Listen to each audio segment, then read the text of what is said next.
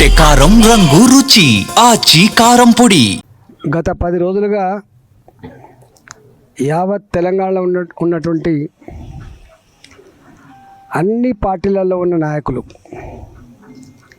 Ward member కావాలనుకునే వాళ్ళు, సర్పంచ్లు కావాలనుకునే వాళ్ళు, ఎంపీటీసీ, ఎంపీపీ, జెడ్పీటీసీ, జిల్లా పరిషత్ చైర్మన్ కావాలనుకునే వాళ్ళు ఏమైద్దో అనే ఒక ఆందోళన ఉండే. వాస్తవంగా ఇంత ఆందోళనకి ఆస్కారం ఉన్న సబ్జెక్ట్ కాదు ఇది. చాలా క్లారిటీతో క్లియర్గా ఉండేటువంటి అంశాన్ని పర్టికులర్గా ముఖ్యమంత్రి గారు, కాంగ్రెస్ ప్రభుత్వం దీన్ని గందరగోళానికి సృష్టించి ప్రజలని, రాజకీయ నాయకులని, అన్నిటికంటే ముఖ్యంగా న్యాయ నిపుణులను కూడా విస్మయపరిచేటువంటి పద్ధతుల్లో వారు వ్యవహరించిన తీరు యావత్ తెలంగాణ సమాజాన్ని బాధించింది. ఇవాళ మేము భారతీయ జనతా పార్టీ పరంగా మొదటి నుంచి కూడా మేము సపోర్ట్ చేసినాం. Yes, Telangana is nothing but a state of weaker sections. 85% మంది వీకర్ సెక్షన్స్ ఉన్నటువంటి తెలంగాణ. ఈ తెలంగాణలో బీసీలకు 42% మీరు ఏ కామారెడ్డి డిక్లరేషన్లో భాగంగా ఇస్తారో మంచిది అమలు చేయమని చెప్పి కోరినాం. బాజాప్తా అసెంబ్లీలో, కౌన్సిల్లో మద్దతు కూడా ఇచ్చినాం మేము. కానీ కాంగ్రెస్ పార్టీకి నిజాయితీ లేక, చిత్తశుద్ధి లేక, కమిట్మెంట్ లేక ఇవాళ చేతులు ఎత్తేసింది. అబాస్ పాలైపోయింది ఇవాళ ప్రజాక్షేత్రంలో. వాళ్ళకు తెలుసు, రేవంత్ రెడ్డి గారు కానీ, కాంగ్రెస్ పార్టీ కానీ కొత్త ప్రాంతీయ పార్టీ కాదు. అది కొత్త నాయకుడు కూడా కాడు. ఆయన 50 ఏళ్ళు దేశాన్ని పాలించిన పార్టీ, ఒక 50 ఏళ్ళు రాష్ట్రాన్ని పాలించిన పార్టీ గింత పేలవంగా, గింత అనాలోచితంగా, గింత మూర్ఖంగా ఇలా వివరిస్తారని చెప్పి ఎవరు అనుకోలే. కానీ ఆయనకున్నట్టున్నది, మోసం చేసే వాళ్ళకే ఇష్టపడతారు, మోసం చేస్తేనే ప్రజలు నమ్ముతారనేటువంటి ఫిలాసఫీ కలిగిన వాడు. కాబట్టి మరోసారి తెలంగాణ ప్రజలు మోసం చేసిండు, వంచిండు. దానికి పూర్తి బాధ్యత కాంగ్రెస్ పార్టీది. ఇవాళ నేను ఇదే కమలాపూర్లో ప్రెస్ మీట్ పెట్టినప్పుడు చెప్పిన, నేను 42% రిజర్వేషన్లు తప్పకుండా అమలు కావాలి, మా సపోర్ట్ ఏం కావాలన్నా మీకు చేస్తామని చెప్పినాం. గవర్నర్ గారు ఆపడానికి కానీ, రాష్ట్రపతి గారు ఆపడానికి కానీ ఏం లేదు, తప్పకుండా మేము మద్దతు అని చెప్పినాం. కానీ జ్ఞానం ఉండాలి, అవగాహన ఉండాలి.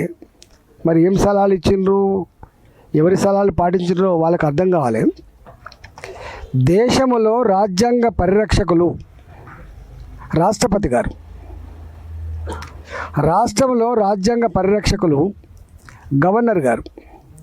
మీరు ఏ జీవో వచ్చినా కూడా అంతిమంగా గవర్నర్ పేరునే వస్తుంది. మీరు ఎప్పుడైనా చూడండి, మీరు ఏ జీవో వచ్చినా కూడా ఏంటంటే రాజముద్ర కేంద్రంలో రాష్ట్రపతి పేరు మీదనే వస్తుంది. ఇవాళ బీసీ రిజర్వేషన్ల అంశం ఇది రాష్ట్రానికి సంబంధించిన అంశం కాదు. ఇది రాజ్యాంగానికి సంబంధించిన, రాజ్యాంగ సవరణకు సంబంధించిన, ఆ రాజ్యాంగ సవరణ బాధ్యత, హక్కు పార్లమెంటుకు ఉంటుంది తప్ప శాసనసభలకు ఉండదు. నేను అదే అంటున్నా. మరి ఇంత అవగాహన ఉన్నటువంటి పార్టీ మరి 42% ఇస్తా అంటే జనరల్గా ప్రజలు నమ్ముతారు. కానీ దీని వీళ్ళ డ్రామా ఢిల్లీలో జంతర్ మంతర్లో ధర్నా చేసినప్పుడే అర్థం కావాలి చాలామందికి. ఎందుకో ధైర్యం చేయలేకపోయింది. ఒకవేళ రేవంత్ రెడ్డి గారికి, రాష్ట్రంలో ఉన్న కాంగ్రెస్ పార్టీకి 42% అమలు చేసే సత్తానే ఉండి ఉంటే ఎందుకు జంతర్ మంతర్ దగ్గర ధర్నా పోయింది అనేది అర్థం కావాల్సి ఉండాలి. మంత్రులు షెడ్యూల్ వచ్చిన తర్వాత మంత్రులు స్వయంగా మాట్లాడినారు. ఏ పార్టీ వాళ్ళు కూడా మీరు కోర్టుకు వెళ్ళకండి, మాకు సహకరించే ప్రయత్నం చేయండి. సహకరించాల్సింది పార్టీలు కాదు, సహకరించాల్సింది వ్యక్తులు కాదు, సహకరించవలసింది రాజ్యాంగబద్ధంగా ఉందా లేదా అనేది అది కావాలి. ఒక మంత్రి గారేమో మేము కోర్టు తీర్పు వెలువడిన తర్వాతనే నోటిఫికేషన్ ఇస్తామని కూడా చెప్పిండు. కానీ జడ్జిమెంట్ రాలేదు, తీర్పు రాకముందే ఆధారబాధన నిన్న పొద్దున నామినేషన్ల ప్రక్రియ సురువైద్దని చెప్పి నోటిఫికేషన్ ఇచ్చినట్టుగా వాళ్ళే ఇచ్చుకున్నారు. దాంతో ఎంత అబాస్పాలైందో దాన్ని బట్టి అర్థం కావాలి. నేను ఒకటే ఈ సందర్భంగా విజ్ఞప్తి చేస్తున్నా, కొన్ని బీసీ సంఘాలు జీవితాంతం బీసీల హక్కుల కోసం కొట్లాడే సంఘాలు ఏవైతున్నాయో నాయకులు కూడా ఎవరైతున్నారో నేను వాళ్ళకు వినమ్రంగా విజ్ఞప్తి చేస్తున్నాను. ఇవాళ మనకు అనేక మంది న్యాయ నిపుణులు ఉన్నారు. జస్టిస్ ఈశ్వరయ్య గారు కుండ బద్దలు కొట్టినట్టు చెప్పిండు, ఇది నిలిచేది కాదు, ఇట్లా చేయడం భావ్యం కాదు, ఎవరిని మోసం చేస్తారు, వెనుకటి రోజు కాదు, ఎడ్డి తెలంగాణ కాదు ఇది, గుడ్డి తెలంగాణ కాదు ఇది. ఇవాళ ప్రతి ఇంట్లో గుడిసెల్లో కూడా చదువుకున్న పిల్లలున్నారు, రాజ్యాంగం పట్ల ఇంత అవగాహన ఉంది, చట్టం పట్ల ఇంత అవగాహన ఉంది, మీరు ఈ పని చేయొద్దని చెప్పిండ్రు. అయినా కూడా ఎందుకో ఇవాళ కొంతమంది సంఘాల నాయకులు కానీ సంఘాలు కానీ ఏదో బీజేపీ వ్యతిరేకిస్తుంది, లేకపోతే ఇంకోళ్ళు వ్యతిరేకిస్తారు. ఈ వాదన పసలేని వాదన, గుర్తుపెట్టుకోండి. ఈ వాదన పసలేని వాదన. దేశం మొత్తంలో ఇప్పటి వరకు జనాభా ప్రాతిపదికన రిజర్వేషన్లు కలిగినటువంటి రెండు, ఒకటి ట్రైబల్స్, వాళ్ళు 70% అంటే 70% రిజర్వేషన్ ఇవ్వాల్సిందే, 90% అంటే 90% రిజర్వేషన్ ఇవ్వాల్సిందే. ఇవాళ నార్త్ ఈస్టర్న్ స్టేట్స్లో అక్కడ 90% అంటే 90% ఎస్టీ రిజర్వేషన్లు ఉన్నాయి. రాజ్యాంగం కల్పించిన హక్కు అది. ఇవాళ దేశవ్యాప్తంగా ఇవాళ ఏ దళిత బిడ్డలు అయితే ఉన్నారో, షెడ్యూల్ క్యాస్ట్ వాళ్ళు ఎవరైతే ఉన్నారో వాళ్ళు కూడా ఎంత జనాభా ఉంటే అంత రిజర్వేషన్ కల్పించాలి. దానికి ఈ నిబంధన వర్తించదు. కానీ బీసీలకు మాత్రం ఇవాళ ఓబీసీలుగా ఉన్న వాళ్ళకు మాత్రం వాళ్ళ పాపులేషన్ ఎంత ఉందో అంత రిజర్వేషన్ కల్పించేటువంటి రాజ్యాంగ సవరణ లేదు. కాబట్టి ఈరోజు ఈ 42% ఇవ్వచ్చు అని చెప్పి మూర్ఖంగా మీరైతే వివరించారో, ఇప్పటికైనా చెంపలేసుకొని ప్రజలకు క్షమాపణ చెప్పి వెంటనే మీరు ఎన్నికలు జరిపించాలని చెప్పి కోరుతున్నాం మేము. మీకు తెలుసు, ఇవాళ ప్రభుత్వం అంటే కేవలం శాసనసభలు పార్లమెంట్లే కాదు. గాంధీ గారు ప్రవచించిండు గ్రామ స్వరాజ్యం అని చెప్పి. గ్రామ స్వరాజ్యం వర్ధిల్లాలంటే గ్రామ సచివాలయం చక్కగా జరగాలి, మండల సచివాలయం చక్కగా జరగాలి, జిల్లా పరిషత్ చక్కగా జరగాలి. మేము ఎమ్మెల్యేలుగా ఫస్ట్ ఉన్నప్పుడు బొడిగశోభ గారు జడ్పీటీసీగా ఉండే మాకు జిల్లా పరిషత్ నుంచే నిధులు వచ్చేది. మీ జిల్లా పరిషత్ చైర్మన్లకు అడిగేది మా ఊర్లలో ఇవి కావాలని చెప్పి. 73, 74 రాజ్యాంగ సవరణ మీరే తెచ్చిండ్రు, రాజీవ్ గాంధీ గారు తెచ్చిండ్రు, మర్చిపోతున్నారు మీరు. 73, 74 రాజ్యాంగ సవరణ తెచ్చింది మీ రాజీవ్ గాంధీ గారు. మరి అలా 2 ఏళ్ళు అవుతుంది, 6 నెలలనే మీరు 42% రిజర్వేషన్లు తెచ్చి ఎన్నికలు జరిపిస్తా అని చెప్పింది కదా. మీరు ఏం ముఖం పెట్టుకొని ఇవాళ ప్రజలకు మళ్ళీ ఓట్లు అడుగుతారు? ఏం ముఖం పెట్టుకొని మీరు ఇతర పార్టీలు నిందించే ప్రయత్నం చేస్తారు? దీనికి మీరు సమాధానం చెప్పాల్సిన బాధ్యత ఉన్నది. ఎన్నికల్లో హామీ ఇచ్చే ముందు నీకు తెలియాలి కదా. నువ్వు ఎప్పుడైతే ఎన్నికల్లో హామీ ఇస్తున్నావో, నువ్వు హామీ ఇచ్చే నాటికి కేంద్రంలో ఉన్న పార్టీ ప్రభుత్వం ఏదో నీకు అర్థం కావాలి. పోనీ నీ పార్టీ అధికారం ఉంటే నేనేదో కన్విన్స్ చేసుకుంటా అంటే వేరు. కానీ దేశంలో ఎక్కడ కూడా ఇప్పటిదాకా రాష్ట్రంలో అధికారంలో ఉన్న కేంద్రంలో అధికారంలో ఒకటే పార్టీ ఉన్నప్పటికి కూడా అమలు కాలే. దానికి అనేక ఉదాంతాలు. మీకు మహారాష్ట్ర ఉదాంతం ఉంది. మహారాష్ట్రలో ఎన్నికలై ఎలక్ట్ అయిన తర్వాత వాళ్ళ పదవులు పోయినాయి. అది చరిత్ర. బీహార్లో మా ప్రభుత్వమే ఉంది, కేంద్రంలో మా ప్రభుత్వమే ఉంది. కానీ బీహార్లో రిజర్వేషన్లు కొట్టేసింది కోర్టు. ఏం చేయలేకపోయినాం మేము. అంటే ఇంత చరిత్ర ఉన్నప్పటికీ నీ పార్టీ అధికారంలో ఉన్నా నువ్వు చేయలేవు, కానీ బ్లఫ్ చేసే ప్రయత్నం చేసినావు, మోసం చేసే ప్రయత్నం చేసినావు, ప్రజలు గోల్మాల్ చేసే ప్రయత్నం చేసినావు తప్ప ఇంకోటి కాదు. నేను డిమాండ్ చేస్తున్నా, ఇప్పటికైనా ఈ ప్రభుత్వం వంచనకు పాల్పడకుండా, మోసం చేయకుండా, దగా చేయకుండా 42% బీసీల రిజర్వేషన్లతో తక్షణమే ఎన్నికలు నిర్వహించాలని చెప్పి డిమాండ్ చేస్తున్నా. ఒకటి. రెండవది, మీకు తెలుసు వార్డు మెంబర్లు పాపం, ఉప సర్పంచులు, సర్పంచ్లుగా ఉన్నవాళ్ళు, ఎంపీటీసీలుగా ఉన్నవాళ్ళు పనులు చేసారు పాపం, తీర్మానం చేసుకొని వాళ్ళకు బిల్లులు వత్తలేవు. వాళ్ళు ఇలా ఎన్నికలు నిలబడాలంటే జంకుతున్నారు వాళ్ళు.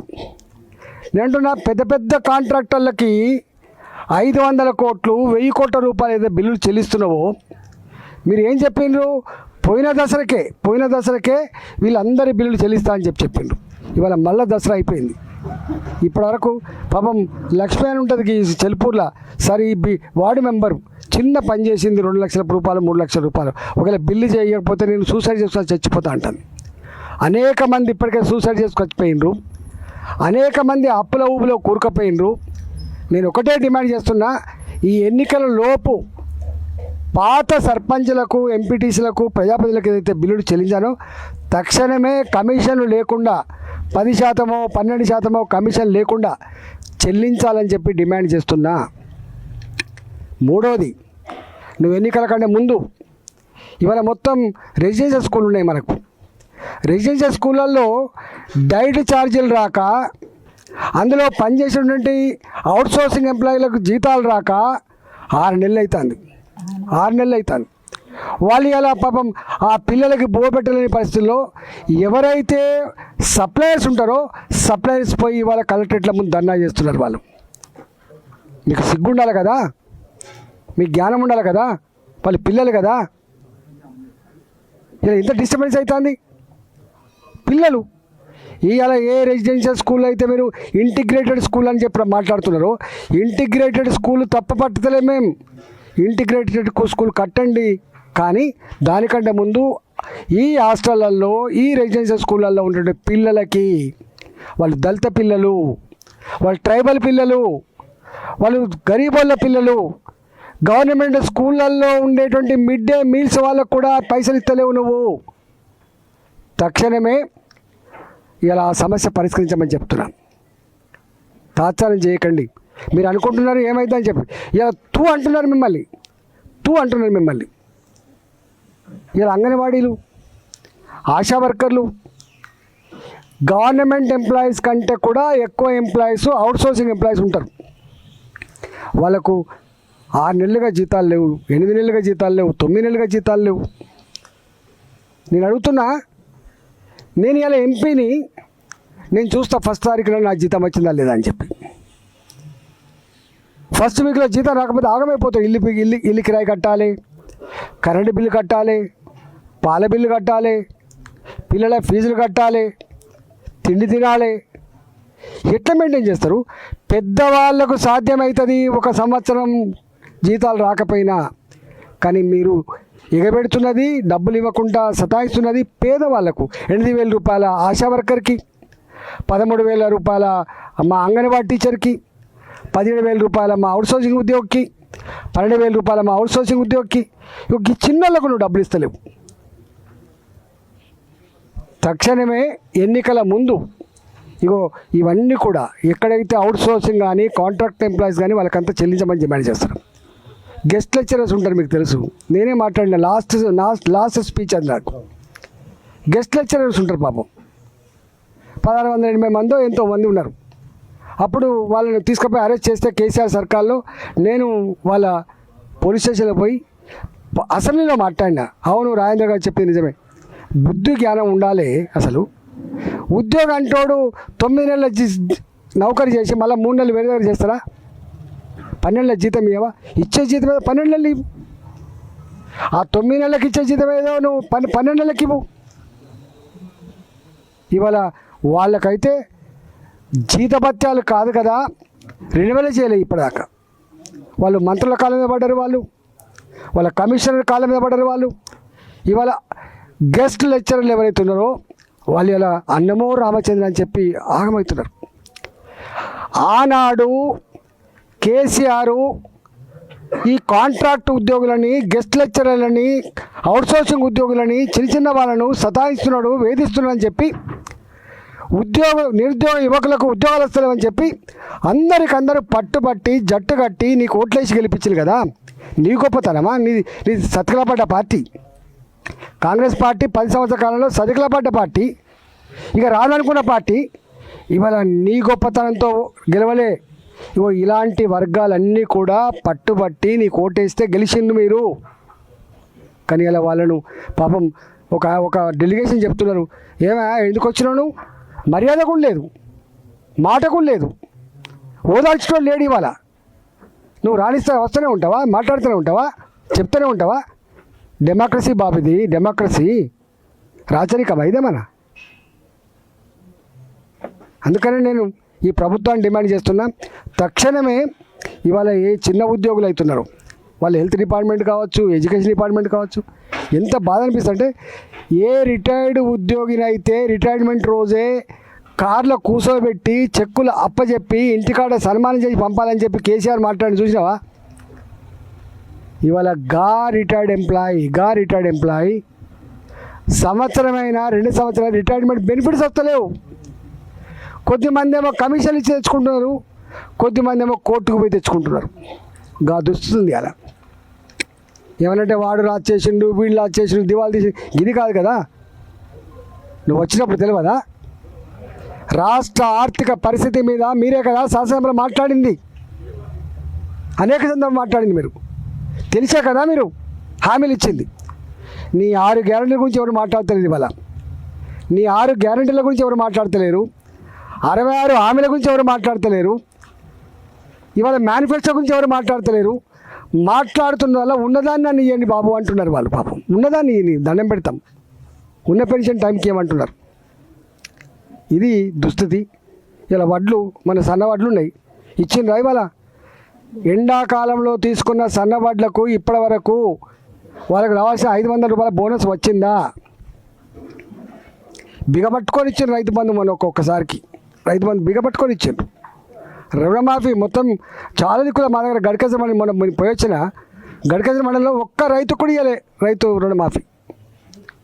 ఇది ఇవాళ పరిస్థితి. నేను ఒకటే తెలంగాణ ప్రజలకు వినమ్రంగా విజ్ఞప్తి చేస్తున్నా, తెలంగాణ బీసీ ప్రజానికానికి విజ్ఞప్తి చేస్తున్నాం. We are for reservation, we are with you. మేము మీతో ఉన్నాం తప్పకుండా. ముక్కు పిండితాం. ఎస్ రా, నువ్వు ఎక్కడైతే అక్కడ మేము వచ్చేస్తాం. నేను 100 సార్లు చెప్పిన, ఒక్క తమిళనాడు మాత్రమే సక్సెస్ అయింది. ఎందుకు సక్సెస్ అయిందో స్టడీ చేసామని చెప్పినాం. 21 మంది రిటైర్డ్ ఐఏఎస్ ఆఫీసర్లతో కమిటీ వేసి చట్టబద్ధత కల్పించి సుప్రీంకోర్టు ఏ విషయాల్లో కన్విన్స్ కావునా కన్విన్స్ అయితేనే కదా వచ్చింది. నువ్వు స్టాటిస్టిక్ తీయమంటే స్టాటిస్టికల్ డిపార్ట్మెంట్ చేస్తా, అది పని. బీసీ కమిషన్ చేస్తావా, స్టాటిస్టికల్ డిపార్ట్మెంట్ చేస్తుందా? డెడికేటెడ్ రిపోర్ట్ అని చెప్పేదో ఇచ్చిన భూసాని వెంకటేశ్వర్లు ఏమి ఇచ్చినావు నువ్వు? ఎక్కడ ప్రచురిస్తేవి? ఎక్కడ ఇతర ప్రజల అభిప్రాయాలు సేకరిస్తేవి? ఏం చేసి? ఎక్కడ ప్రాసెస్ లేదు, అంతా ఆదరా బాదరా. గోల్మాల్ అబద్ధాల పునమే నడపడం, సమన్వయం లేదు. ఒకరు చెప్తే ఒకరు. మేము అడిగిన పెద్దలని ఏమైనా మీరని చెప్తున్నారు, మా మాట ఎవరు ఇంటోట్లు లేరండి అంటున్నారు. అందుకని ఇవాళ నేను మళ్ళీ చెప్తున్నా, హైడ్రా మీద నేను మాట్లాడినప్పుడు చాలామంది నన్ను తప్పట్టిండ్రు. ఆయన వ్యక్తిగత అభిప్రాయం అని చెప్పిండ్రు. హైడ్రా మీద మాట్లాడేటప్పుడు ఈటల రాజు గారి వ్యక్తిగత అభిప్రాయం చాలా బ్రహ్మాండంగా ప్రోగ్రెసివ్ స్టెప్, ఇది బ్రహ్మాండంగా ఉంటుందని చెప్పిండ్రు. కానీ 3 నెలలు అయితే అర్థమైంది ఈ హైడ్రా ఎట్లా పేదల గుడిసెలు కూలగొట్టిందో, పేదల బతుకులలో మట్టి కొట్టిందో అర్థమైపోయింది. ఆనాడు ఒక్కనే ఎవరు అడ్డం కూడా రాలే, కనీసం మాదాన్ని ఉండాలి కూడా తీసుకుని రాలే. కానీ కొట్లాడినా. ఇవాళ నేనన్నా మూసీలో మా పిల్లలు ఈత కొట్టే మంచినీళ్ళు పారవలసిందే. శనిమలలో ఎట్లయితే నీళ్ళు తాగుతామో మా మూసీలో కొన్ని నీళ్ళు తాగవలసిందే. మేము వ్యతిరేకం కాదు. కానీ ఆ మూసీ పేరిట వ్యాపారం చేసి పేదల ఇల్లు కొలగొడతా అంటే ఖబర్దారని చెప్పి హెచ్చరించడం. చాలామంది అన్నారు, అరే మూసి బాగుపడుతుంది అన్నారు. బాగుపడాలనే. మూసిలో మురికి నీళ్ళు ఉండద్దు, మూసి పక్కకు దోమలు ఉండద్దు, మూసి పక్కకు వాసన ఉండద్దు. కానీ చెయ్యి ఉన్నది బ్రహ్మాండంగా ఉంది. ఒక 500 ఫీట్లు వెడల్పు ఉందా, 1000 ఫీట్లు వెడల్పు ఉందా, తేయి మంచిగా బ్రహ్మాండంగా చెయ్యి. ఎవడొద్దు అంటాడు. నాకు బట్టలు కావాలన్నా బంగారం కావాలని ఏం కోరుకుంటున్నా, ఫస్ట్ బట్టలు కావాలని కోరుకుంటా, తర్వాత బంగారం కావాలని కోరుకుంటా. నువ్వు గివే అయితే దిక్కులేవు, కానీ నువ్వు మూసి 1,50,000 కోట్ల రూపాయలతో మూసి కడతా అన్నాడు. నేను అడిగిన, ఇది ఒక బోకస్ అని. ఇది ఎక్కడనో పెద్ద పెద్దలతో మాట్లాడుకొని వచ్చి వాళ్ళకి కట్టబెట్టే చర్య అని చెప్పిన. దాని మీద నువ్వు ధ్యాస మీకు వీళ్ళమే అని చెప్పినాం. కానీ తర్వాత తెలిసింది, ఓ ఇది నిజమే రాజేంద్ర అని చెప్పిందని. నేను దీని మీద మాట్లాడినప్పుడు కూడా చాలామంది ఈ వ్యక్తిగత అభిప్రాయాలు కొంతమంది ఉన్నారు, రిస్కే తీసుకోలే. అరే రాజ్యాంగం అంటే కనీసం ఒక 20-25 ఏళ్ళ నేను ఈ దీంట్లో సిస్టంలో ఉన్నోడిని, చట్ట సభలలో అనేక పాత్రలు పోషించే మంత్రిగా ఉన్న నేను, ఒక పార్టీ ఫ్లోలీడర్గా ఉన్న నేను ఎట్లా కనబడుతున్నా వాళ్ళకు. ఇవాళ రేపు కూడా చెప్తున్నా, ఎప్పటికైనా ప్రజలకు తోడుగా ఉండేవాళ్ళం మేము, అండగా ఉండేవాళ్ళం మేము. పదవుల కోసం పెదవులు మూసేవాళ్ళం కాదు మేము. మా క్యారెక్టర్, మా కమిట్మెంట్ ఏ ఫైటింగ్ నేచర్ ఉందో దానికి పక్కా ఉంటాం, పక్కా మళ్ళీ ప్రజల పక్షాన ఉంటాం. ప్రజలకు ఎక్కడ ఎవరు సమ్మెలు చేసినా, ఎక్కడ ఎవరు ధర్మయుద్ధం చేసినా, ఎక్కడ ఎవరు వాళ్ళ సమస్యల పరిష్కారం కోసం పోరాటం చేసినా మేము ఎల్లవేళలా మీకు అండగా ఉంటామని మాత్రం హామీ ఇస్తున్నాం. మేము వాళ్ళకు భయపడటం, వీళ్ళకు భయపడటం ఏమి మాకు పదవుల కంటే కూడా ప్రజలు ముఖ్యం, ప్రజల సమస్యలు ముఖ్యం. వాళ్ళు ఆపదలో ఉన్నప్పుడు అండగా ఉండడం ముఖ్యంగా భావించడం మేము. గట్లయితే కేసీఆర్ దగ్గరనే ఉంటుంది, బ్రహ్మాండంగా అడ్జస్ట్ అవుతుంటుంది. ఆర్టీసీ సమ్మె చేసినాడు, ఇబ్బంది పెట్టినాడు, కేసీఆర్ తప్పని చెప్పినాడు. నేను చెప్పిన నా వీడియో పంపితే ఎప్పుడైనా చూడండి. సమ్మెలు చేయొద్దు, సంఘాలు ఉండదు అన్నాడు. సంఘాలు ఉంటాయి, సమ్మెలు చేస్తాయి అని చెప్పి మంత్రిగా ఉండి స్టేట్మెంట్ ఇచ్చినాడు నేను. అందువల్ల మేము ఇంతమందితో కొట్లాడి పెట్టుకుంటే మేము చంద్రబాబు నాయుడు ముఖ్యమంత్రి ఉన్నప్పుడు స్టార్ట్ అయింది. ఇవాళ రేవంత్ రెడ్డి, ఎంతమంది ముఖ్యమంత్రులు పోయింది లేవా? ఆ వీడియోలు రాజశేఖర రెడ్డి గారు మాట్లాడిన వీడియోలు లేదా? ₹1 ఏం చేసుకుంటావు పో అన్నాడు లేవా? ఇవన్నీ చరిత్ర. ఇది కొద్దిమందికి అర్థం కావు అనుకుంటారు, అది పాత చరిత్ర అనుకుంటారు. ఆ పాత చరిత్ర యొక్క కొనసాగింపే ఉంటుంది జీవితం. చచ్చిపోయేదాకా మాకు అదే ఉంటుంది. ఎవడరా ఇట్లా అంటే ఇట్లా అంటే ఒక ఉద్యమగాడని కూడా ఫస్ట్ వస్తుంది. తెలంగాణ నికార్సైన ఉద్యమ బిడ్డ. ఇంకెవర్రా వీడంటే ఎక్కడ అన్యాయం ఉన్నా కొట్టాడే బిడ్డ, గది వస్తుంది గుర్తుపడదు చరిత్ర. మళ్ళీ బొందల పడ్డనాడు పోతుంది కావచ్చు, కానీ ఉంటుంది. తెలంగాణ చరిత్ర రాసినాడు మాది ఒక 5 పేజీల పుట మాది ఉంటుంది పక్క. ఎప్పుడు కూడా ఉద్యమాల చరిత్రను చెరిపేస్తే జరగదు. అది ఉద్యమ నాయకుల చరిత్రను కూడా మలయం చేసే ప్రయత్నం చేస్తే పోదు. అది కొంతమంది ఉంటారు, చాలా ఉంటాయి, నాది మాట్లాడుకోకపోవచ్చు. కానీ డెఫినెట్గా రాబోయే కాలంలో మాత్రం ఇవాళ ప్రభుత్వాలు ప్రజల జీవితాలతో చెలగాటమాడే ప్రయత్నం చేసినా, గోల్మాల్ చేసే ప్రయత్నం చేసినా మేము కాపల కుక్కలాగా ఉంటామని చెప్పినాం. అప్పుడు మళ్ళీ ఉంటామనే విషయాన్ని గుర్తు చేస్తూ నమస్కారం.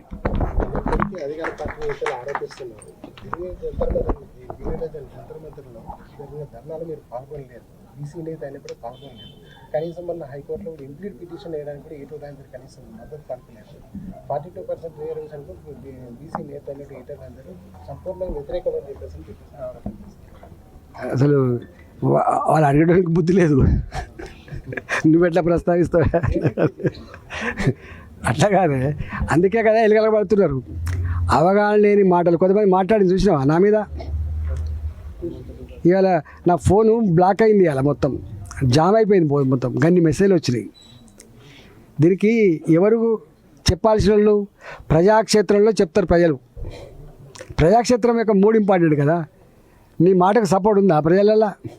నేను ఒక్కటే అంటున్నా, అరే నువ్వు కదా ఇచ్చింది హామీ, నేను కాదు కదా ఇచ్చింది హామీ. నువ్వు నీ అనుభవంతో, నీకున్న పరిజ్ఞానంతో, నీకున్న సలహాదారులు ఇచ్చిన సమాచారంతో కదా నువ్వు ఇచ్చింది. నేనెట్లా ఇచ్చినా? ఎస్, మా మోడీ గారు దేశం మొత్తం మీద ఇప్పుడు చరిత్ర 79 సంవత్సరాల చరిత్రలో మోడీ గారి పరిపాలన 11 సంవత్సరాలు 12 సంవత్సరాలు 12 సంవత్సరాలు నడుస్తుంది. 27% బీసీ మంత్రులున్న ఏకైక క్యాబినెట్ ఇవాళ మోడీ గారి క్యాబినెట్.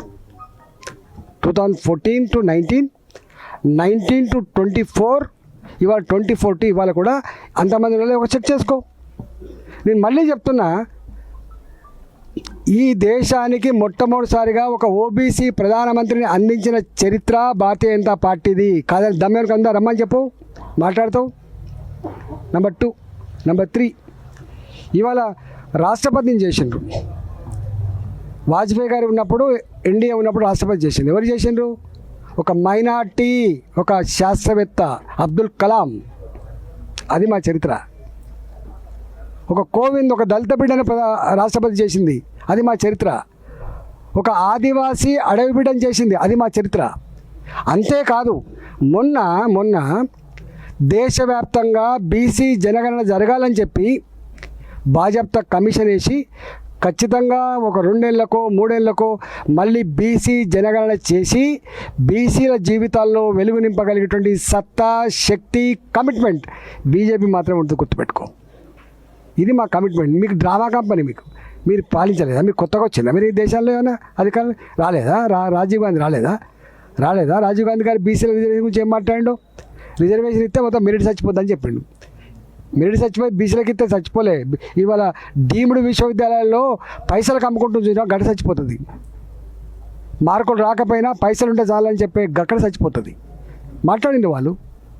అందుకనే ఇలా దయాలు వేదాలు అవి మాట్లాడాలంటే మస్తు మాట్లాడతాం. మేము అవి మాట్లాడతాం. ఇప్పుడు తెలంగాణ మాకు 42% రిజర్వేషన్, మాకు తొందరగా ఎన్నికలు, మా వాళ్ళకు జర పాత బిల్లులు పెండింగ్ ఇచ్చేసి. బీజేపీ నాయకులు అనిశ్చితం ఒక దిక్కు మిమ్మల్ని ఆశ్రయించడం, లేకపోతే బండి సంజయ్ గారిని ఆశ్రయించడం, ఎవరికి టికెట్ వస్తే రాదని చెప్పేసి వాళ్ళు మళ్ళీ పిల్లలు కాదు. ఎవరు పడతారు? మేము లేనా ఇక్కడ 25 ఏళ్ళే ఇక్కడ. ఇవాళ కొత్తగా రాలే నేను. 25 సంవత్సరాలుగా ఇక్కడున్నా, 25 సంవత్సరాలు ఇక్కడున్నా, అన్ని వేలల్లో అన్ని ఎన్నికలలో ఇక్కడ గెలిచింది మేమే. అప్పుడు బీజేపీకి వచ్చిన తర్వాత ఫస్ట్ ఎన్నికలు జరగబోతా ఉన్నాయి. డెఫినెట్గా మా 25 ఏళ్ళుగా మాతో ఉన్న కార్యకర్తలు, నాయకులు అనేక మంది కలపడతలేదా? సముద్రం లేకుంటాం మేము. ఎవరికి ఉండే ఇంత బలం ఎవరికి ఉన్నది? ఇలా ప్రజలు ఏడుస్తున్నారు. బిడ్డ నువ్వు కొంచెం దూరం అయిపోయి మాకు అన్యాయం అయింది బిడ్డ అని చెప్పి కన్నీళ్ళు పెడుతున్నారు. ఇలా మా బాధ్యత ఇవాళ మళ్ళీ మా బెంగటిలిన మా హుజురాబాద్ ప్రజానీకానికి రేపు సర్పంచ్లుగా, ఎంపీటీసీలుగా, రేపు ఎంపీపీలుగా, జడ్పీసీలుగా గెలిపించుకుంటారు వాళ్ళు. తప్పకుండా వాళ్ళ కాళ్ళకు మొలిగితే పనితో పీకే సర్వీసులో చూసినా తప్పకుండా చేస్తాం. అది 100% ఇస్తాం. ఎందుకు మేము ఇవ్వకపోతే ఎవరిస్తారా? పార్టీ మేము ఇవ్వకపోతే ఎవరిస్తారా? మేమే ఇస్తాం పార్టీ. నేను బీసీ ఇక్కడ నేను లీడర్నే. 25 ఏళ్ళ నుంచే లీడర్నే ఇక్కడ. నేను ఇక్కడ 25 ఏళ్ళ నుంచే లీడర్ని, గుర్తుపెట్టుకో. తెరకొట్టే కారం రంగు రుచి ఆచి కారం పొడి.